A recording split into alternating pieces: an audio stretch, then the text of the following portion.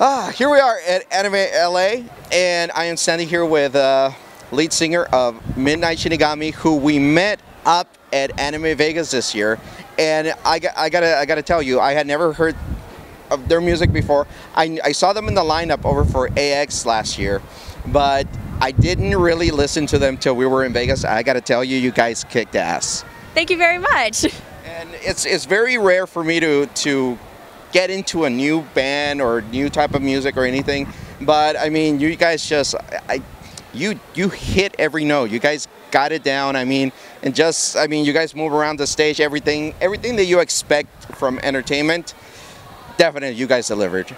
Well, thank you very much. Very appreciative of that. Now, was that your first time at AX? I mean, at Anime Vegas? Well, technically as a full band, yes, but we went the year previously. They asked for an acoustic set, so it was just me, the guitarist, and our keyboardist, a different keyboardist at the time, and we did an acoustic set, and it was kind of like a trial run to see if they wanted to bring the full band the next year. So, you know, now that you're mentioning this, flashbacks, and I think I remember, we did get you guys some video. So now I gotta look through the archives, and I'm gonna have to put that on the lower corner of the screen so you guys can see that. So I'm gonna do that, totally. That way everybody can see from that performance, and then I'm also gonna intertwine this with the Anime Vegas performance from last year as well.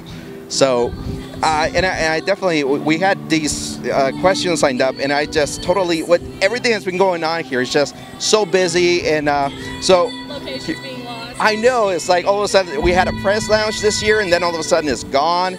It's luggage room now, so, you know, because everybody needs a place to store their luggage. Lounge, luggage, it's very close together. Yeah, so, you know, it's easy to misunderstand the meaning of the word for the room, you know, so I can see that. Okay, so here's, okay, number one question. I'm kind of going to do it like David Letterman. Here we go. Okay, number 10 question. All right, let's go. How did you come to be part of Midnight Shinigami? Well, I'm actually one of the 2 founding members, only 2 original members left, but I had always wanted to be in a band. I don't really enjoy singing solo. I get more nervous, you know, I kind of psych myself out, even though I'm the lead singer, like, they're looking at everybody else, they're not looking at me. But definitely don't like to be a solo singer, but my lead guitarist was actually in the band Makanai, which is another anime cover band, and he left, and so I asked him, I said, you know, I really want to start a band, you're a great guitarist, you know, can we make this work? And he told me, only if you are serious about this. And I said, believe me, I'm serious, and well, now it's 2 years later, and we're still going strong. Nice. I'm glad you decided to do that. You know, sometimes when you want something that bad, you got to do it yourself. Like me, I wanted to be with a microphone in front of a camera, so, you know, I said, hey, I'm going to start interviewing people. And here I am. Here you are. So it works. Do it yourself. You know, it's kind of like Home Depot. Make it happen. Yeah. Home Depot. I forgot their slogan. Okay, let's. No power tools, please.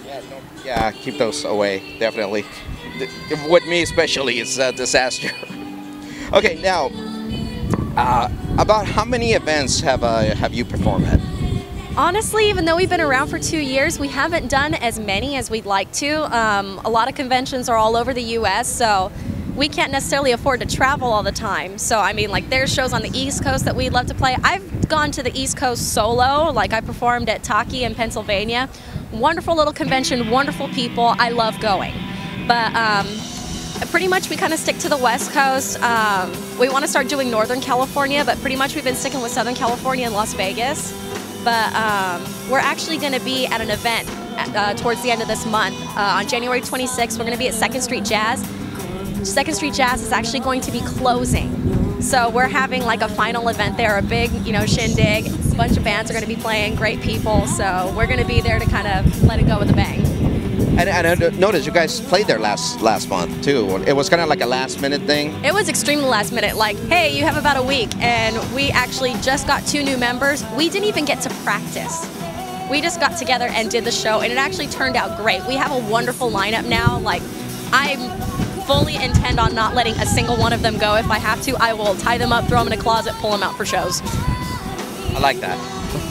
All right, so you guys were there, and that's usually where I go to see iShine. So, yeah, last month I made the announcement that might be the last show there. So, we'll see what happens if it stays open, new ownership, or it's just closing out altogether. So, Matsumoto-san is like a really great guy.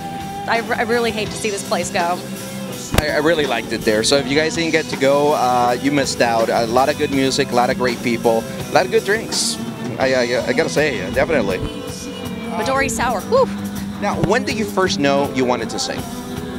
I wouldn't say I knew. It was just kind of like an innate thing I started doing from like 4 or 5 years old. I don't think there was a time that I wasn't singing.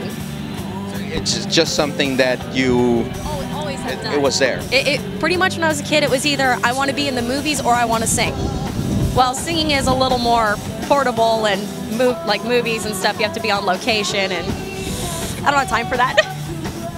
Well, that's good. You know, it's like you were born that way, and that's what you were born to do. Kind of feels like that sometimes, doesn't it? I love music. I was actually just really sick this last week, and I couldn't sing at all. I pretty much lost my voice. It was driving me nuts, so I had to like do something else. I'm actually learning bass and guitar right now, so that might be happening on the 26th too. I might actually be playing bass for the first time for a show, and I'm just learning. Oh, that's pretty cool. You know, multi-talented. Yeah, well, and a lot of our members are multi-talented. Our keyboardist sings, our new bassist, he sings, our new guitarist, he sings, so it's like, we're going to try to incorporate that more into the show, so it's actually going to become even more interactive than it was before. I like that. That's great. Now, who would you say was the biggest influence for you to follow your dream? I would have to say, like, honestly, like, everything kind of started off with Sailor Moon because that was the first show that I realized it was anime. And I started listening to like the Japanese soundtracks. So names like Yoko Ishida, which I actually got to meet her a couple years at Anime Vegas. Like that was amazing. I even got like a little teary and I'm like, you're like one of the reasons I wanted to sing in Japanese. So that was like an amazing experience. But like Yoko Ishida, Yumi Matsuzawa from Nadeshiko, I just got to meet her this year at Anime Vegas and we're kind of friends now. So I'm like, I have friends in Japan. I've never been in Japan. Twice. It's awesome. Honestly, when you go, it's gonna blow your mind away. I don't doubt it. In fact, I'm sure it's gonna be hard to make me go home after the fact. I didn't want to get back in the plane. Second time I made the mistake, I took my niece right over there, a girl, and she didn't want to get back in the plane. I wouldn't either. I'd be like, yeah, so that flight was scheduled for never? I'm like, yeah, no. Wait, right? I only paid for one way. It's like, we're not going back. Okay. So the next question was, what is your favorite anime? I take it was Sailor Moon, or do you have one that's even above that? I have a lot of favorites. Sailor Moon is definitely like the one that kind of started it all for me. But I love shows like Nana about bands and music and, you know, like struggles. Pretty much anything that seems like your own life. Because, I mean, I love Disney and everything, but anime has always kind of been more close to home for me because of the fact that it's been more real. And, you know, a lot of things that I can identify with characters, and I'm like, that's totally me. So I love Nana. I'm actually watching Beck right now. So another band series. I think I'm going with a theme here, but recently started watching like Sword Art Online. I just finished that. Axel World, same author, same writer. So I don't know, just pretty much anything with like a really good story, good struggles, you know, a climatic point, and just good shows. Well, you know, anime kind of, for me, kind of tends to, even though a lot of it is very exaggerated, to me, a lot of anime still deals with more real-world issues than, not too bad. Like you said, I love Disney. I love a lot of American cartoons. You know, My Little Pony's awesome. Oh, My Little Pony. You know. We totally did a punk version of My Little Pony. Oh my God! Yes, I have it on video.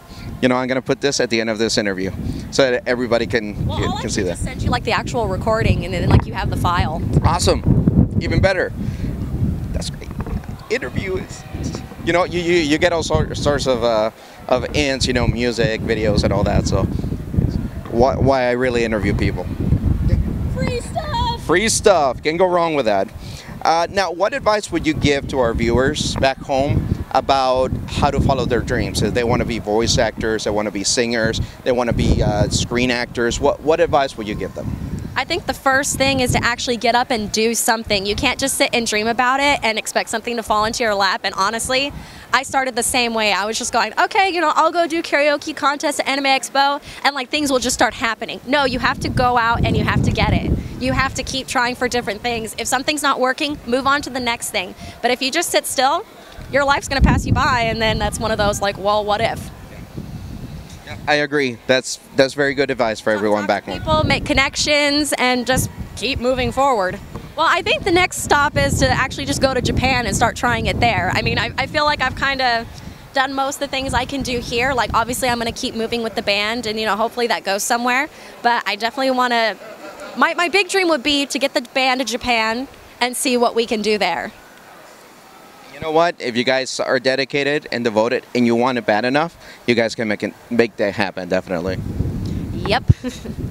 So, keeping an eye out for Midnight Shinigami out there. Is there a website where people can go and get updates? Pretty much like everybody else. We're on Facebook. If you want to hear the music, we have it on SoundCloud. Just look up Midnight Shinigami. That's pretty much like the two things. Like, definitely, I'm the one that's on the Facebook page the most. I'm the one that's checking everything, and I'll probably be the one like replying to your messages. So that's kind of it. So check them out on Facebook, and you know, stay updated. Really good music, and you'll see some of that right here, right after this interview. We're gonna put a little bit of their performance from Anime Vegas last year. All right, thank you so much for your time. Really appreciate that. No problem. And I look forward to seeing you guys perform again. Oh, we'll be seeing you around. All right, awesome. And we'll be back.